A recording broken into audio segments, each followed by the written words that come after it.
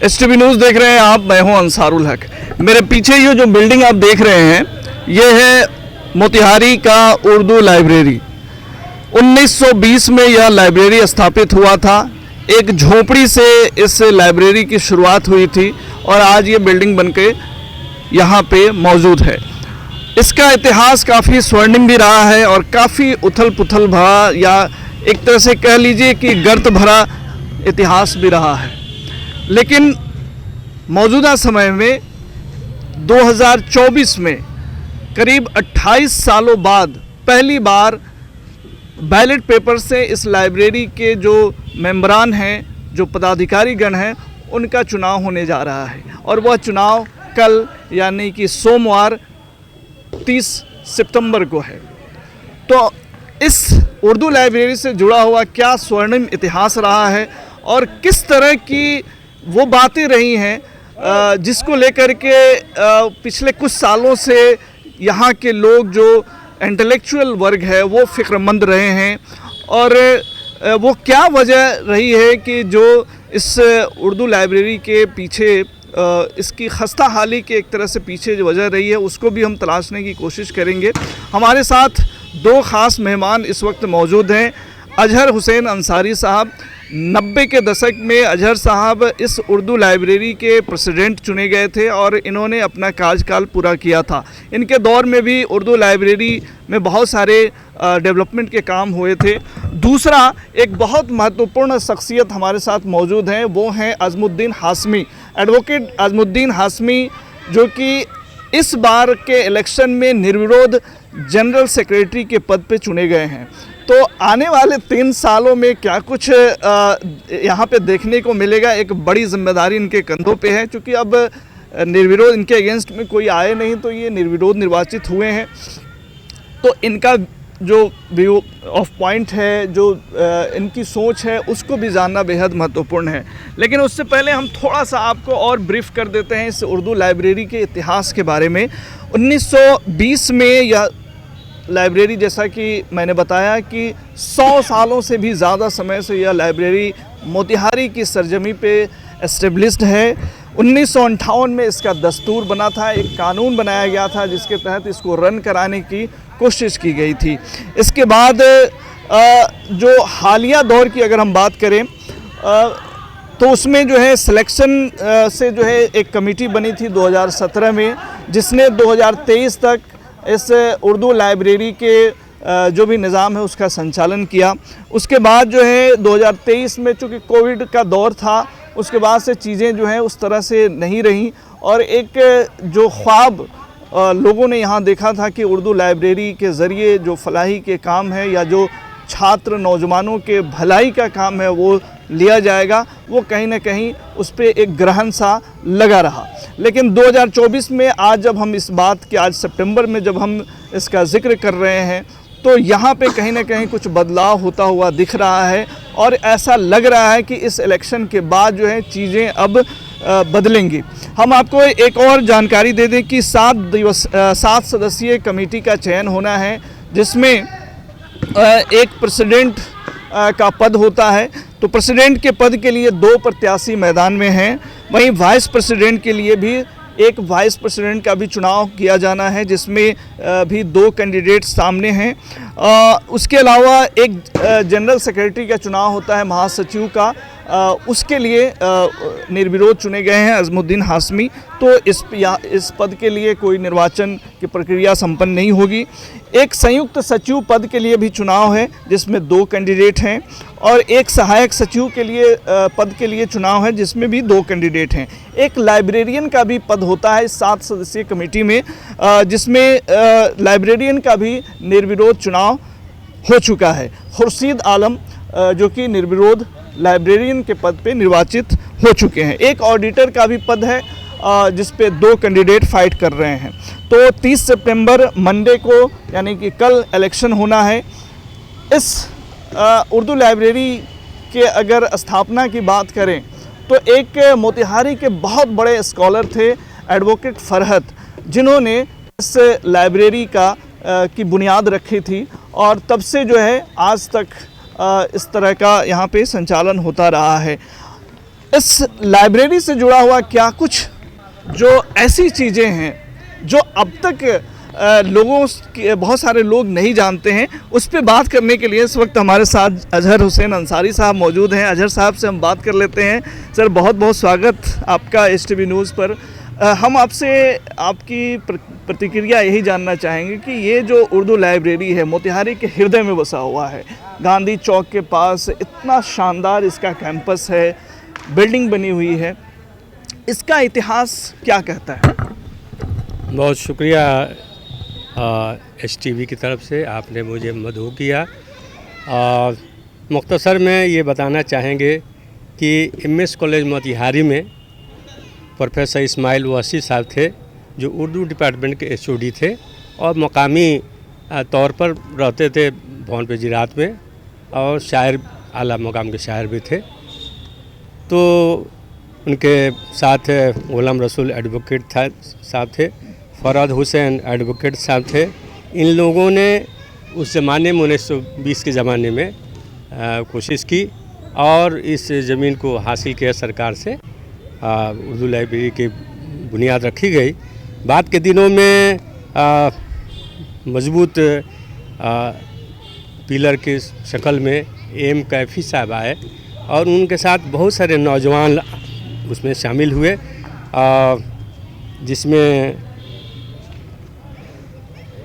SM Tayyab साहब थे, तफजील अहमद, अब्दुल रशीद कुरैशी साहब, जनाब उमर खान साहब, ये तमाम लोग, फारूक राहिब साहब जो बाद में जनरल सेक्रेटरी हुए, जलाल सर, ये सब लोग इसमें शामिल हुए। फिर आज़ादी मिलने के बाद डॉक्टर सैयद महमूद साहब ने बाज़ाब्ता तौर पर 1949 में यहाँ बुनियाद रखी पक्का बिल्डिंग का, और ये बुनियाद रखी गई, ये काम हुआ। उसके तौसी का काम AM कैफ़ी साहब ने किया।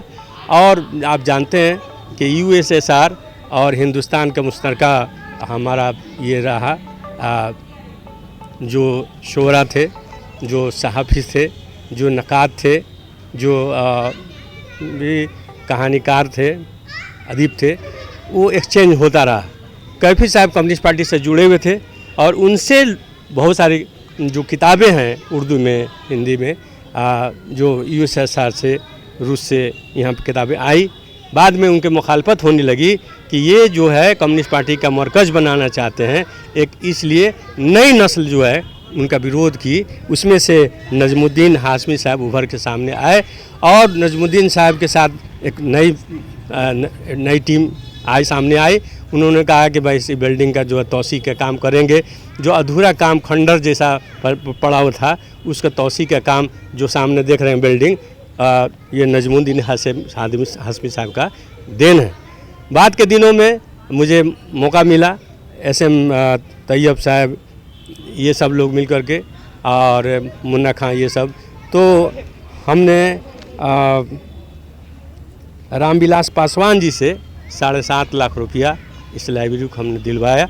और पीछे जो आप टॉयलेट वगैरह देख रहे हैं, तौसीर का काम, उधर किचन का काम, बिल्डिंग बहुत सब बना हुआ है एडिशनल, ये सब काम उसमें हुए। लेकिन असल चीज़ है कि जो यहाँ उर्दू का जो फ़रोग होना चाहिए, उसके जो तौसी होनी चाहिए, उसमें आजकल के कमी होती जा रही है। मैं याद करता हूँ 1990 को, जब इस उर्दू लाइब्रेरी में अलहाज गुलाम सरवर बानी उर्दू यहाँ आए थे और यहाँ पर मैंने एक सेमिनार करवाया था, उर्दू कल, आज और कल।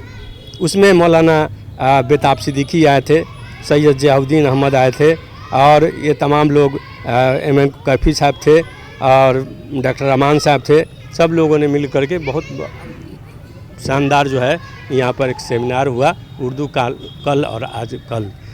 उसके बाद के दिनों में कोशिश हुई, बहुत सारे अफसाना नगार यहाँ से पैदा हुए, शायर पैदा हुए, लेकिन नई नस्ल में उर्दू के तई बेतवज्जही है, और जिसकी वजह से जो अदीब और शोरा होने चाहिए वो नहीं हुआ। मैं याद करता हूँ कि हिदायतुल्लाह खान साहब जब स्पीकर थे उस ज़माने में यहाँ पर ऑल इंडिया मुशायरा का शुरू हुआ। उसमें नजीमुद्दीन हाशमी साहब और एस एम तैयब साहब बढ़ चढ़ के उसमें हिस्सा लिए। 3-4 बार यहाँ ऑल इंडिया मुशायरा यहाँ बहुत ही शानदार तरीके से स्वर्णिम इतिहास रहा है उर्दू लाइब्रेरी का। जैसा कि अजहर हुसैन अंसारी साहब बता रहे हैं कि उर्दू लाइब्रेरी का जो इतिहास रहा है, बहुत बड़े बड़े इंटेलेक्चुअल्स यहाँ पहुँचे हैं और लोगों ने उर्दू लाइब्रेरी को कहीं ना कहीं उस बुलंदियों तक पहुँचाया। आपके दौर में भी जो है कहीं ना कहीं उर्दू लाइब्रेरी का जो है एक बढ़िया लोगों के नज़र में गया और एक जो है उस मुकाम को हासिल करता रहा। हम आपसे बाद के दिनों में क्या कुछ चीज़ें घटित हुई उस पर भी बात करेंगे। फ़िलहाल हमारे साथ अजमुद्दीन हाशमी साहब हैं जो मौजूदा सेशन के लिए साल 2024-27 के लिए जनरल सेक्रेटरी के पद पे चुने गए हैं। और जाहिर सी बात है एक तबका यानी कि पूरा समाज कहीं ना कहीं जो है इनसे एक उम्मीदें लगाए रखा है, जिसके वजह से ये कहीं ना कहीं ये निर्विरोध आज निर्वाचित हुए हैं। अजमुद्दीन हाशमी साहब, बहुत बहुत शुक्रिया आपका इस टीवी न्यूज़ से बात करने के लिए। लोगों ने आपको एक तरह से बड़ा फेथ आप पर जो है रखा है, कोई आदमी जो है आपके ख़िलाफ़ नज़र नहीं आए और कहीं ना कहीं एक तरह से मुहर लोगों ने आपके शख्सियत पर लगाई है। विज़न क्या है, आने वाले कल में क्या कुछ तब्दीलियां देखने को मिलेगी? बहुत बहुत शुक्रिया अंसारुल साहब और आपकी चैनल HTV न्यूज़ को कि उर्दू लाइब्रेरी के लिए और हम लोगों के लिए आपने वक्त निकाला, वक्त मांगा और आज हम लोग इस पुरसुकून माहौल में बैठ कर के उर्दू लाइब्रेरी के बका के लिए, उसके डेवलपमेंट के लिए सोच रहे हैं और बात कर रहे हैं। जहाँ तक बात है निर्विरोध चुने जाने का, हमारे साथ एक नॉमिनेशन और हुआ था डॉक्टर सबा अख्तर शोख साहब का जनरल सेक्रेटरी के लिए। उन्होंने अपने नॉमिनेशन को वापस ले लिया, ये सोच करके जो भी बात आपने रखी मोहब्बत की, तो कहीं ना कहीं आदमी इनहेरिट करता है अपने गार्जियन से, अपने फादर से। तो मोहब्बत की दुकान उस वक्त भी खुली थी और आज भी लाइब्रेरी को डेवलपमेंट के लिए बिना मोहब्बत की दुकान चलाए लाइब्रेरी की डेवलपमेंट नहीं हो सकता है। और इस बीच थोड़ा देर मैं आपको रोक रहा हूँ। मैं अपने दर्शकों को ये चीज़ आगाह कर देना चाहता हूँ, जिससे बड़ी शख्सियत नजमुद्दीन हाशमी का इन्होंने ज़िक्र किया, उस दौर में उर्दू लाइब्रेरी के लिए जो कुछ चीज़ें की गई जिसके बारे में इन्होंने ज़िक्र किया, ये उसी फैमिली से ताल्लुक़ रखते हैं और एक प्रतिष्ठित फैमिली माना जाता है, अजमुद्दीन हाशमी परिवार के रूप में जाना जाता है। जी सर। देखिए, डेमोक्रेसी का एक कैरेक्टर है कि बदलाव जो है वो डेवलपमेंट का ज़ामीन होता है और हमारे फादर भी आए तो एक बदलाव के बाद ही आए थे। उनका एक विज़न था, वो आने के बाद जो लाइब्रेरी उस वक्त थी और उनके वक्त में, आज ये बाउंड्री, ये दुकानें और ये बिल्डिंग जो आपके हमारे पीछे दिख रही है, ये उनके टेन्योर में वो थे। कासिम साहब का भी नाम नहीं भूला जा सकता, वो सदर के तौर पर थे। फिर बाद के दौरान इलेक्शन हुआ, कुछ कमियां रहीं हमारे बाद के जनरेशन में या हमारे पहले की जनरेशन में, जो उस मकाम तक लाइब्रेरी जहां चल रही थी वहां नहीं ले जा सकें। बहरहाल हर रात के बाद एक सवेरा होता है, वो रात लाइब्रेरी ने काट ली है और एक सवेरे का इंतज़ार है जिसका बागडोर बहुत भरोसे के साथ उर्दू लाइब्रेरी के सारे मेम्बरान ने मिल कर के मुझ पर भरोसा किया और एक जवाबदेही दी है अगले 3 सालों के लिए। चूँकि दस्तूर जो 1958 में कायम किया गया था, उस दस्तूर में एक बहुत अहम चीज़ है कि सिर्फ 7 सदस्यीय टीम का इलेक्शन ही नहीं है, बल्कि उसको चलाने के लिए एक 15 सदस्यीय कमेटी भी, जो एग्जीक्यूटिव कमेटी कहलाएगी। ये इलेक्टेड बॉडी के जो चेयरपर्सन है, सेक्रेटरी और सदर को अख्तियार है कि वो इलेक्ट करके, सेलेक्ट करके एक एग्जीक्यूटिव कमेटी को फॉर्म करें। टुगेदर उर्दू लाइब्रेरी का जो एग्जीक्यूटिव बॉडी कहलाती है वो 21 लोगों का है, ये मिल करके काम करेगी। और इंशाल्लाह आपसे भी गुजारिश है और जो ऑडियंस अभी सुन रहे हैं कि उर्दू लाइब्रेरी के डेवलपमेंट के लिए एज ए सेक्रेटरी अपकमिंग आने वाले टेन्योर के लिए वो सबकी मदद की दरख्वास्त है, सबसे मदद की दरख्वास्त है और एक पॉजिटिव एटीट्यूड और अप्रोच के साथ कि लाइब्रेरी के डेवलपमेंट के लिए ना सिर्फ सुने देखें, बल्कि आगे आकर के मदद के लिए क्या बेहतर हो सकता है, क्या विज़न है कम्युनिटी के पास, क्या विज़न है सोसाइटी के पास उर्दू लाइब्रेरी, क्योंकि उर्दू लाइब्रेरी सिर्फ मुसलमानों की ज़बान नहीं है। एक बहुत वाज़ेह तौर पर उर्दू की जो शुरुआत हुई इस हिंदुस्तान से हुई, ये हिंदुस्तान की अपनी ज़बान है और ये फ़ौज के कैंप से ये ज़बान पैदा हुई जहाँ मिक्स कल्चर के लोग, मिक्स ज़बान के लोग रहते थे। और चूँकि पर्शियन हमारा ब्रिटिश पीरियड के पहले का जो दौर था वो पर्शियन हमारा लैंग्वेज हुआ करता था, उससे मिल करके एक ज़बान जो सामने आई रीजनल डायलेक्ट के साथ साथ वो उर्दू कहलाई। तो न ही सिर्फ ज़बान उर्दू मुसलमानों की है बल्कि हिंदुस्तान की ज़बान है। इसमें सभी शोबे से लोग, सभी हल्के से लोग आए और बहुत अच्छी बात है कि जब उर्दू लाइब्रेरी का दस्तूर 1958 के नवंबर में आया, उस वक्त उसके मेंबर जो थे, जो फाउंडर मेंबर थे, ना सिर्फ मुसलमान बल्कि गैर मुस्लिम लोग भी उसके मेंबर थे उस दस्तूर के।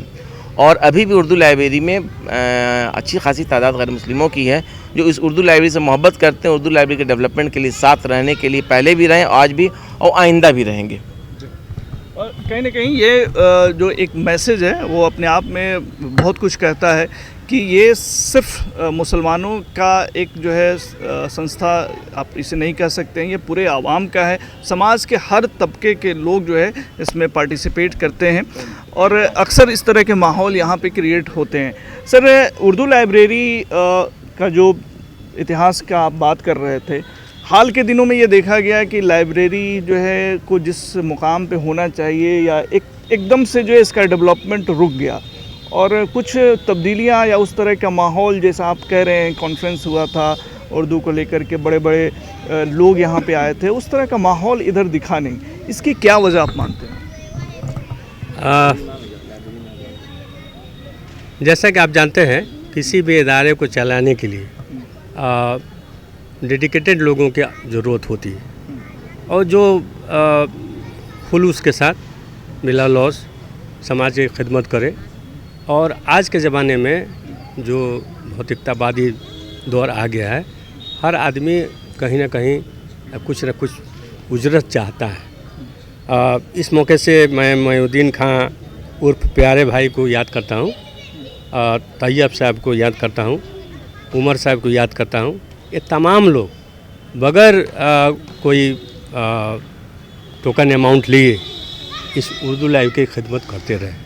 किताब के सफाई, लाइब्रेरी की सफाई, उसमें देख रेख, बत्ती, बिजली, वक्त पर आना। सबसे लाइब्रेरी चीज़ है कि रीडर यहाँ आए और उससे इस्तिफ़ादा हासिल करें। बाद के दिनों में जो ये हुआ तो माना गया कि इस इलाके में कोई बड़ा सा हॉल नहीं है, इसलिए जो गरीब गुरबा हैं वो अपनी शादी यहाँ कर ले, कोई दुश्वारी नहीं होगी। लेकिन बाद के दिनों में कुछ लोग ऐसा लगा कि इसको मैरिज हॉल की तरह बना दिए। फिर उनका ये इख्तलाफ हुआ और हुआ कि भाई ये मैरिज हॉल नहीं है बल्कि लाइब्रेरी है और लाइब्रेरी का जो सेंटिटी है उसको बरकरार रखना चाहिए। बाद के दिनों में अभी 5 साल पहले ब्रोबो फाउंडेशन है, उसने कुछ कंप्यूटर वगैरह दिया था कि कंप्यूटर की तालीम होगी। आजकल कंप्यूटर हर जगह ये हो रहा है और कंप्यूटर से इस्तिफ़ादा करेंगे, इंटरनेट से इस्तिफ़ादा करेंगे। लेकिन बहुत अफसोस के साथ कहना पड़ता है कि इसके आसपास में चिपट्टी मोहल्ला है, पठानपट्टी मोहल्ला है, आमलापट्टी मोहल्ला है, खुदानगर है, ये जो अतराफ़ के मोहल्ले हैं, यहाँ नौजवानों का जो रुझान है पढ़ाई की तरफ नहीं है और जिसकी वजह से उर्दू लाइब्रेरी की जो ये हालत है वो हालत है। नौजवान अगर इससे जुड़ जाए, इसके मेंबर नौजवान लोग हो जाएं, पढ़ाई की तरफ हो जाएं, तो इंशाअल्लाह उनको भी फ़ायदा होगा और इस इदारे को भी फ़ायदा होगा। तो हम समझते हैं कि ये सब बहुत ज़रूरी है एक लाइब्रेरी के लिए। और एक मुखैर आज के दौर में हर जगह देखा जाता है कि कोई ना कोई अगर आदमी रह रहा है तो उसका भी पेट है, तो उसको पेट कैसे पाला जाए, तो उसका कुछ न कुछ तनख्वाह मुकर्रर किया जाए ताकि वो वक्त दे और आराम से यहाँ पर लोग आए जाए, वक्त पर ये लाइब्रेरी खुले, उससे लोग फ़ायदा उठाएं। और आज के दौर में एक चैलेंज ये है कि हर मोहल्ले में ये उर्दू लाइब्रेरी के कमेटी के लोग और जो ओहदेदारान चुने जा रहे हैं, जो चुने जाने वाले लोग हैं, वो लोग थोड़ा सा आवाम में इसके तौसीह का काम करें, नौजवानों को इसमें शामिल करें। जो पढ़े लिखे लोग हैं जो कट गए हैं इसे किसी न किसी वजह से, जैसे मैं ही लाइफ मेंबर हूँ और मुझको मेरा नाम काट दिया गया, क्या बात कर रहे हैं आप? हाँ हाँ सही बात है आप प्रेसिडेंट भी रहे हुए हैं जी, और लाइफ मेंबर हूँ, लेकिन ना जाने तो उससे हमको कोई मतलब नहीं है, मैं अपना काम करता रहता हूँ, है ना। हमने सुना देखा कि हमारा नाम नहीं है, कोई बात है, कोई एहतजाज नहीं ये किया मैंने। एक बहुत सीरियस मैटर है और इस पे मेरे ख्याल से जो इलेक्शन कमेटी से जुड़े लोग हैं उनको इस पे ध्यान देने की ज़रूरत है कि ऐसे शख्सियत जो उर्दू, ये अपने आप में बहुत हास्यास्पद है कि एक ऐसे शख्सियत जो इस लाइब्रेरी कमेटी के जो है प्रेसिडेंट रहे हैं पास्ट में और लाइफ मेंबर हैं, उनका नाम जो है वोटर लिस्ट में नहीं है। तो कहीं ना कहीं ये सब जो छोटी छोटी बातें हैं, हालांकि बड़ी बात इसको भी कही जा सकती है, लेकिन इन सब चीज़ों पे ध्यान देने की ज़रूरत है कि ताकि लोगों का फेथ उर्दू लाइब्रेरी से जुड़ सके।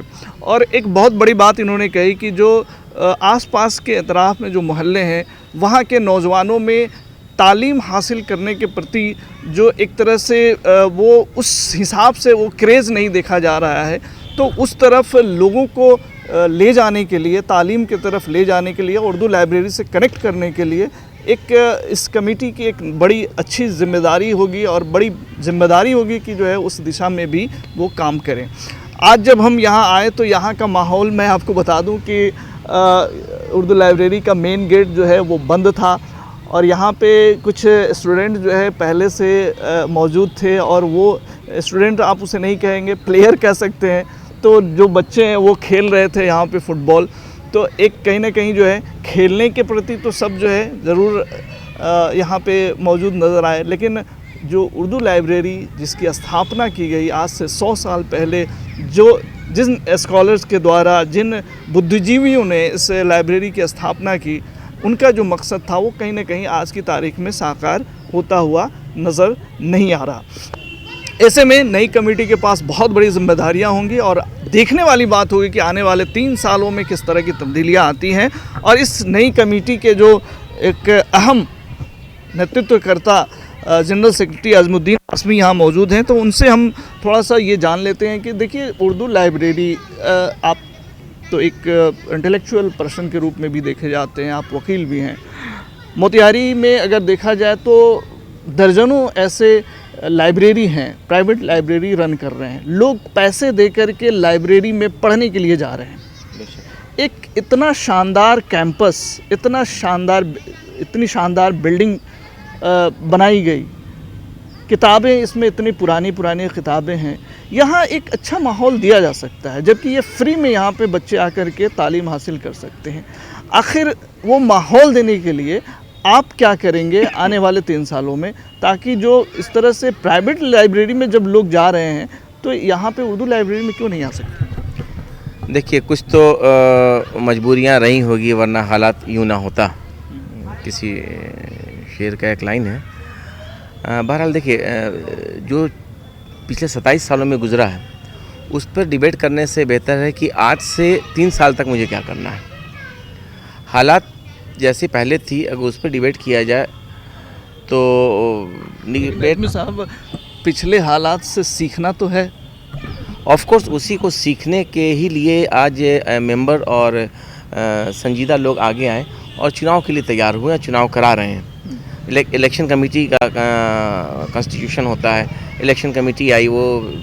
अच्छा, इसमें मैं बहुत शुक्रिया अदा करूँगा मेंबर के साथ साथ यहाँ के सदर एसडीओ साहब का, अंचलाधिकारी महोदय का, कि जिनके इनिशिएटिव से और जिनके आदेश से ये चुनाव हो रहा है। कहीं ना कहीं कुछ बातें रही थी जिसके चलते चुनाव फ्रीक्वेंटली नहीं हो पा रहा था।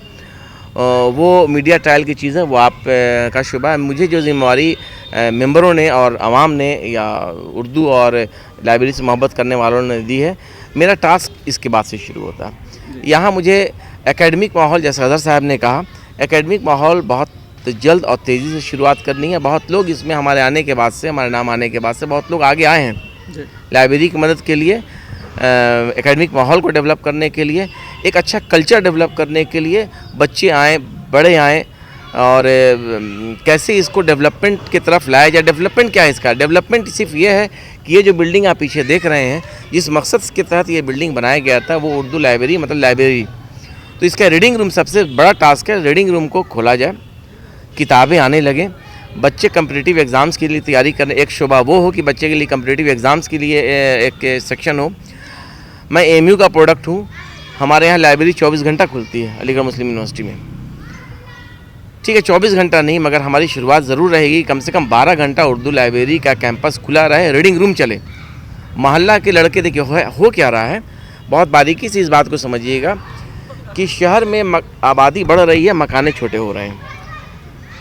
पहले मकान थे, लोग कम थे, और उसी मकान में अब आबादी बढ़ गई है। मतलब ये कि रीडिंग सेक्शन जो घर में हुआ करता था वो अब नहीं हो रहा है, कम हो रहा है। टेलीविज़न और मोबाइल ने घर में पढ़ने का माहौल को ख़त्म कर रखा है। लोग चाहते हैं किसी संजीदा जगह पर पढ़ने के लिए। मुझे बहुत अच्छे से याद है, और आपको भी शायद याद होगा, कि इस मोतिहारी शहर में सिर्फ 2 ही लाइब्रेरी थी, एक नवयुवक पुस्तकालय मेन रोड पर और एक उर्दू लाइब्रेरी। और आज जो कमर्शियल लाइब्रेरियाँ खुली हैं, जहाँ लोग पैसे दे करके जा करके अपना टेबल बुक करके पढ़ाई कर रहे हैं, 500-1000 रुपया मंथली वो दे रहे हैं 4 घंटा 6 घंटा के लिए, जिनके पास ना साइकिल लगाने की जगह है, ना पार्किंग की जगह है, मगर वहाँ भी बच्चों की भीड़ है। और अल्हम्दुलिल्लाह इस लाइब्रेरी को अगर आप घूम करके देखिएगा तो यहाँ कम से कम 50 गाड़ियाँ लग सकती हैं एट ए टाइम। सर, 2 चीज़ें हमें क्लियर करें आप। एक तो आपने जैसा कि बोला कि पढ़ाई के लिए एक वैसा इन्वायरमेंट ज़रूरी है। बहुत आबादी बढ़ गई है, लोग एक ऐसा इन्वायरमेंट चाहते हैं जहाँ पे सुकून हो, थोड़ा सा जो है लोग इत्मीनान के साथ जो है पढ़ाई और कम्पिटिटिव एग्ज़ामों की तैयारी कर सकें। तो उस माहौल को, एकेडमिक माहौल जिसकी बात आप कह रहे हैं, उस माहौल को बनाने के लिए आप क्या करेंगे? साथ साथ कहीं ना कहीं माहौल बनाने के लिए जो शहर का इंटेलेक्चुअल तबका है उसको भी इस लाइब्रेरी से जोड़ने की कवायद करनी होगी, ताकि जब अच्छे लोग यहाँ आएंगे तो यहाँ का माहौल जो है, इनका यहाँ एक अलग वाइब्रेशन देखने को मिलेगा। तो इन सब चीज़ों के लिए कुछ आपने खाका तैयार कर रखा है? बेशक, देखिए, जब तक लोगों के अंदर ये दिलचस्पी ना होती और हमारे ऊपर उम्मीद नहीं होती, तब तक मेरा निर्विरोध चुना जाना संभव नहीं था। हर लोग चाहते हैं कि एक विज़न है, जिस विज़न के तहत एक बंदा आगे आया। मेरी ख्वाहिश ये है कि लाइब्रेरी पहले स्पेल में 12 घंटा चले नॉन स्टॉप, जहाँ लाइट, पानी, पंखे की सुविधा बच्चों को मिले। इसके साथ साथ किताबें भी उनके लिए उस लायक मुयस्सर हो। जैसे अगर 10th तक के बच्चे हैं तो उनकी किताबें लाइब्रेरी में हमारे पास हो। 12th के बच्चे के लिए, मेडिकल की तैयारी के लिए बच्चों के लिए वो किताबें हों। लोग आगे आएंगे। जिस तरीके से ये लाइब्रेरी बनी, ये बिल्डिंग बनी लाखों लाख रुपए लगा करके, उस वक्त के हालात में आज भी लोग देने के लिए तैयार हैं, मदद करने के लिए तैयार हैं, किताबों की शक्ल में भी, अलमीरों की शक्ल में भी, और लाइब्रेरी को बनाने की शक्ल में भी। तो ये एक उम्मीद है लोगों को, मुझे भी उम्मीद है कि लोग आगे आएंगे और लाइब्रेरी में फ्यूचर प्लानिंग के तहत बच्चों के बेहतर मुस्तकबिल के लिए, देखिए, एक इंसान अगर पढ़ा लिखा होता है ना, तो एक फैमिली, एक इंस्टीट्यूशन डेवलप करता है। तो लोग ये चाहते हैं, आज पढ़ने का माहौल नहीं, जिस चलते बच्चे घर से निकल करके बाज़ार में घूम रहे हैं, यहाँ बच्चे खेल रहे हैं। ये पढ़ने का टाइम अगर है तो हम जब प्रोवाइड कर रहे हैं, सवेर में 8 बजे से लेकर रात के 8 बजे तक रीडिंग रूम हमारा खुला हुआ है। हमारी ये ख्वाहिश है जो आप दें कि सीनियर सिटीजन्स जो हैं, जो रिटायर्ड पर्सन हैं, 60-65 साल से ऊपर के लोगों के लिए, मेरी ये ख्वाहिश है, मैं कमेटी जब आएगी तो मैं बात रखूँगा कमेटी के सामने, कि ओल्ड एज क्लब, जो रिटायर्ड पर्सन है, टीचर हो, कर्मचारी हो, ऑफिसर्स ग्रेड के लोग हैं, हम उन तक ये इश्तहार देंगे, उन तक वहाँ पहुँचेंगे कि आप आइए उर्दू लाइब्रेरी से जुड़िए, उनके डेवलपमेंट के जुड़िए। वो अपने सवेर का वक्त जो मॉर्निंग वॉक के लिए निकलते हैं, 6 बजे से लेकर 9 बजे तक आएँ, आप सवेर में लाइब्रेरी में गुजारें। उनके लिए हम बैठने का इंतज़ाम, उनके लिए लाइट, पंखा, बिजली, बत्ती, स्नैक्स का इंतज़ाम, उनके इंटरटेनमेंट के लिए टेलीविज़न, उनके इंटरटेनमेंट के लिए कुछ प्लेइंग कार्ड्स रहें, लूडो, कैरम, इस तरह की चीज़ें जो वो इंटरटेन कर सकते हों। डेली अखबार एंड जर्नल्स रहेंगे उनके लिए एक वक्त है कि हाँ वो। दूसरा, हम चाहते हैं कि एक मीडिया हाउस का भी इंटरेक्शन लाइब्रेरी के साथ हो।